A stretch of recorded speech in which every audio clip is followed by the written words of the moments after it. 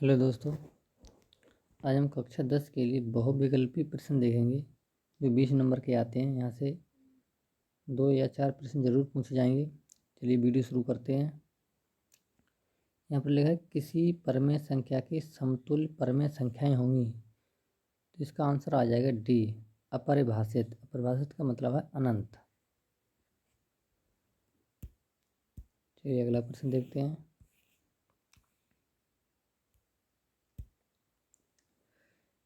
इस प्रश्न में लिखा एक शून्येतर परमेय संख्या एवं अपरमेय संख्या का भागफल होता है, तो इसका आंसर बी ऑप्शन सही हो जाएगा, अपरमेय संख्या। चलिए अगला प्रश्न देखते हैं। यहाँ पर लिखा है संख्या n² माइनस के 1 8 से विभाजित है तो n एक संख्या है। यहाँ पर हम n बराबर रख के देख लेते हैं 3। n की जब 3 रखेंगे तो हो जाएंगे 3 3 9 माइनस का 1 बराबर 8। यदि हम n बराबर हम रखें 4 तो n का स्क्वायर यानी 4 का स्क्वायर करें, 4 चौक 16 में से 1 घटाएंगे तो बचेंगे 15। अगर हम n बराबर रखेंगे 5 तो 5 का स्क्वायर हो जाएंगे 25 और 25 में से हम 1 घटाएंगे तो बचेंगे 24। यहाँ पर हम देखेंगे 8 से 8 एकम 8 और 8 3 24, ये संख्या कट रही हैं। इसका मतलब ये 3 और ये 5 कैसी संख्याएं हैं, तो यह एक विषम संख्याएं हैं। अतः इसका ऑप्शन सी सही हो जाएगा, विषम संख्या। n एक विषम संख्या है। चलिए अगला प्रश्न देखते हैं।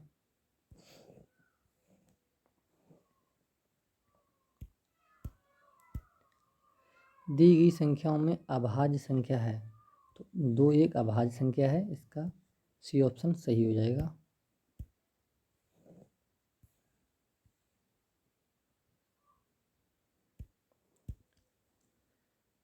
संख्या 156 का अभाज्य गुणनखंड होगा, तो यहाँ पर हम 156 लिख लेंगे, इसे काटेंगे। 2 सत्ते 14 और 2 अट्ठे 16, 2 3 6, 1 बचा 18 रह गए और 2 नीम 18। 3 से काटेंगे, 3 हम 3 और 3 3 9 और 13 से काटेंगे, 13 एकम 13। यहाँ पर देखेंगे 2 दो बार हैं, तो 156 बराबर आ जाएंगे 2 की पावर 2, 3 एक बार है और 13 भी एक बार है। तो इस प्रकार देखेंगे हम बी ऑप्शन सही हो जाएगा। चलिए अगला प्रश्न देखते हैं।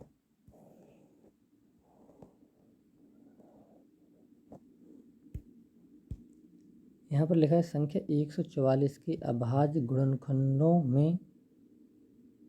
गुणनखंडों की घातों का योग कितना हो जाएगा। यहाँ पर लिखते हैं हम 144 काटेंगे, 2 सत्ते 14 और 2 दूनी 4, 2 3 6 और इधर हो जाएगा 12 और 2 छंग 12। 2 से काटेंगे, 2 1 2, 2 अट्ठे 16, 2 से काटेंगे 2 नीम 18, 3 से काटेंगे 3 3 9, 3 से काटेंगे 3 एकम 3। यहाँ से हम लिखेंगे 144 बराबर, तो 2 कितनी बार हैं, 1 2 3 4 बार हैं, 2 4 बार हैं गुणा, और 3 कितनी बार, 3 है 2 बार।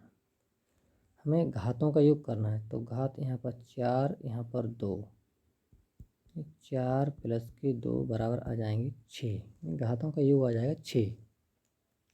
इस प्रकार डी ऑप्शन सही हो जाएगा। चलिए अगला प्रश्न देखते हैं।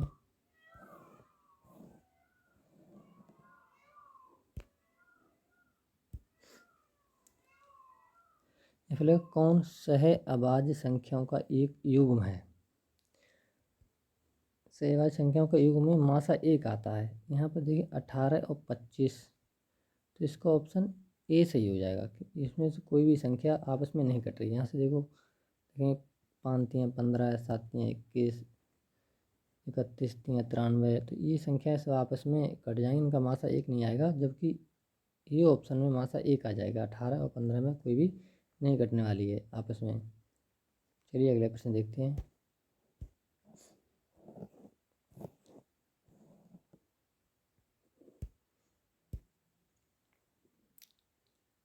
किन्हीं दो धनात्मक पूर्णांक a और b के लिए इसमें से देखना कौन सा ऑप्शन सही है।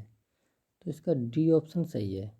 देखेंगे इन संख्याओं की आपस में गुणा बराबर होता है मासा गुणा लासा, यानी पहली संख्या गुणा दूसरी संख्या बराबर होता है मासा गुणा लासा। तो इस प्रकार डी ऑप्शन सही हो जाएगा इसका। चलिए अगला प्रश्न देखते हैं।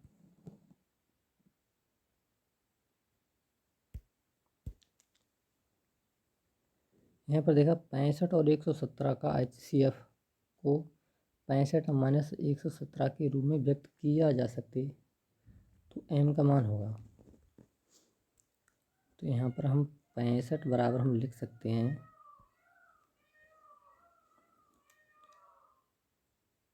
5 गुणा 13, यानी 13 पंजे 65 होते हैं, और 117 बराबर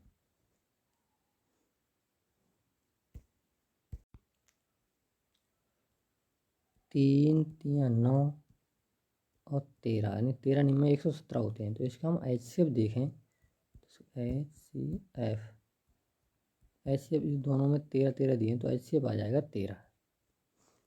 यानी इसका जो HCF है उसके रूप में हम व्यक्त कर सकते हैं। यहाँ से हम देखेंगे, यानी कि 13 बराबर हम लिख सकते हैं 65m माइनस की 117। तो यहाँ से 65m बराबर आ जाएगा 13 प्लस 117, उस तरफ जाएंगे तो प्लस के हो जाएंगे। यहाँ से m बराबर आ जाएगा 7 3 10 का सिफर 1 1 2 1 120 आ जाएंगे।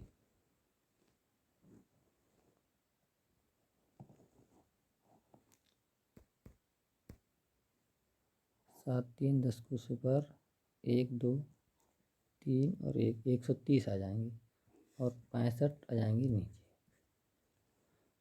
तो m बराबर आ जाएंगे 65 दूनी होते हैं 130। तो इस प्रकार बी ऑप्शन सही हो जाएगा। चलिए अगला प्रश्न देखते हैं।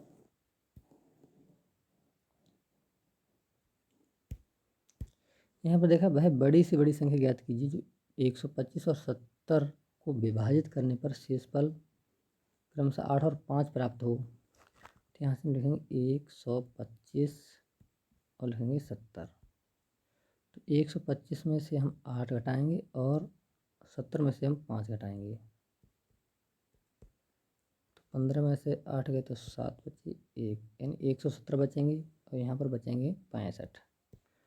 65 और 117 का हम मासा निकालेंगे। तो यहाँ से 65 बराबर आ जाएंगी 5 गुणा 13, और 117 को हम निकालेंगे 3 तियाँ 9 और 13 13 निम्न होते हैं 117। इसका हम HCF देखें तो HCF 13 दोनों में, तो इस प्रकार 13 आ जाएगा। इस प्रकार बी ऑप्शन सही हो जाएगा। चलिए अगला प्रश्न देखते हैं।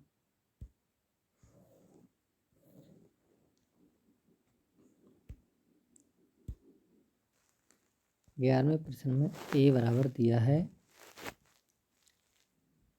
x की घात 3 और वाई स्क्वायर। इसको हम लिख लेंगे x गुणा वाई 2 बार, तो वाई हम 2 बार लिख लेंगे। और b बराबर दिया है x और वाई की घात 3, यहाँ से x एक बार लिख लेंगे, वाई लिख लेंगे 3 बार। वाई यहाँ से मिलेंगे HCF हो तो दोनों में कॉमन हो, तो x एक बार तो x लिख लेंगे, वाई इसमें 2 बार तो इसमें भी 2 बार हम लिख लेंगे, वाई गुणा वाई। तो यहाँ से ऐसे हो जाएगा x और वाई की घात 2। x और y की घात 2। इस प्रकार बी ऑप्शन सही हो जाएगा इसका। चलिए अगला प्रश्न देखते हैं।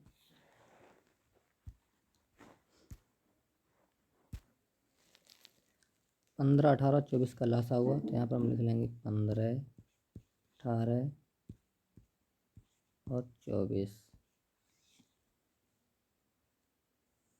2 से काटेंगे 15 ऐसे लिख लेंगे, 2 में 18 और 2 से 12 कट जाएंगे। 2 से काटेंगे 15 ऐसे ही, 9 ऐसे उतार लेंगे, 2 छंग 12। फिर 2 से काटेंगे 15 ऐसे ही, 9 ऐसे ही, 2 3 6। 3 से काटेंगे 3 पंजे 15, 3 3 9, 3 एकम 3। 3 से काटेंगे 5 ऐसे ही, 3 एकम 3, 3 एकम 3। हम 5 से काटेंगे 5 एकम। इसका जो लासा आ जाएगा 2 दूनी 4, 4 दूनी 8 और 8 3 24, 24 3 72, 72 और पंजे 5 दूनी 10 10 पर 5 2 35 1 36, 360 आ जाएगा। इस प्रकार डी ऑप्शन सही हो जाएगा। चलिए अगला प्रश्न देखते हैं।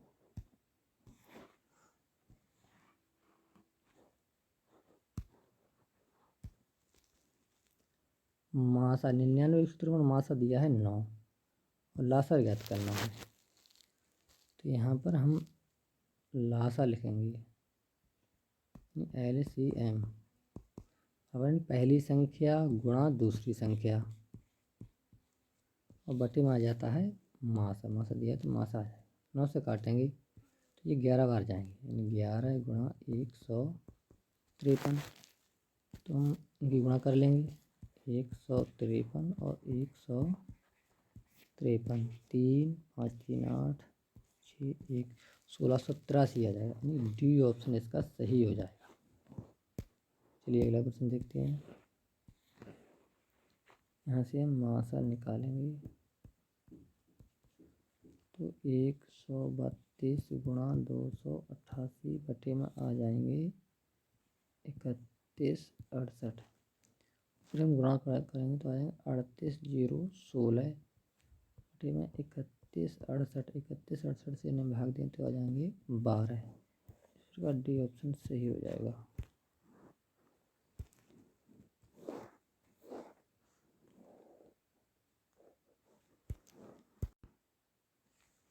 एक से 10 तक की संख्याओं यानी दोनों सम्मिलित हैं में से सभी संख्याओं से विभाज्य न्यूनतम संख्या होगी। तो यहाँ पर हम 1 से 10 तक की संख्या यानी 1 2 3 4 5 6 7 8 9 और 10 इनका हम एलसीएम निकालेंगे। जो एलसीएम निकालेंगे तो आ जाएगा 25 20। इस प्रकार डी ऑप्शन सही हो जाएगा। वीडियो अच्छा लगा तो लाइक करें, सब्सक्राइब करें।